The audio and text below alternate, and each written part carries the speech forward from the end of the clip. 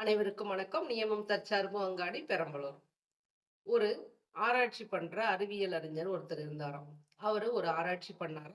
அந்த ஆராய்ச்சியிலேயே அவர் தவக்கலைய வச்சு ஆராய்ச்சி பண்ணாராம். அந்த ஆராய்ச்சியில அவரு முடிவும் எழுதினாராம். என்ன ஆராய்ச்சி அவர் பண்ணாரு அப்படின்னாக்கா, தவக்கலையுடைய ஒரு கால கட் பண்ணிட்டாராம். கட் பண்ணிட்டு, "நீ குதிச்சு போ" அப்படின்னு சொன்னாராம். எகிறி குதிச்சிருச்சாம்.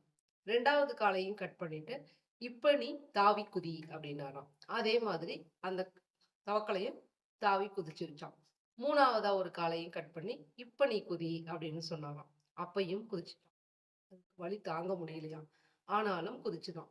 ஆனா, அடுத்தது 4வது காலையும் அவர் கட் பண்ணிட்டாராம். "இப்ப தாவி குதி" அப்படின்னாராம். அதுக்கு வலி பொறுக்க முடியலையாம். அது இருந்த இடத்த விட்டு நகரவும் முடியாம அப்படியே இருந்துச்சாம். திருப்பி திருப்பி அவர் சத்தம் போட்டு பார்த்தாராம். அந்த தவக்கலை நகரதா இல்லையாம். அவர் கடைசியில அவருடைய ஆராய்ச்சி முடிவுல சொன்னாராம், "தவக்கலையோடைய 4 கால்களையும் நம்ம எடுத்துட்டோம்னா, தவளைக்கு காது கேட்காது" அப்படின்னு சொல்லிட்டு அவர் பதிவுல எழுதினார். இப்படிதாங்க. நம்மளுடைய வாழ்க்கையும், அத நம்ம புரிஞ்சுக்கிற விதங்களும். நன்றி, வணக்கம்.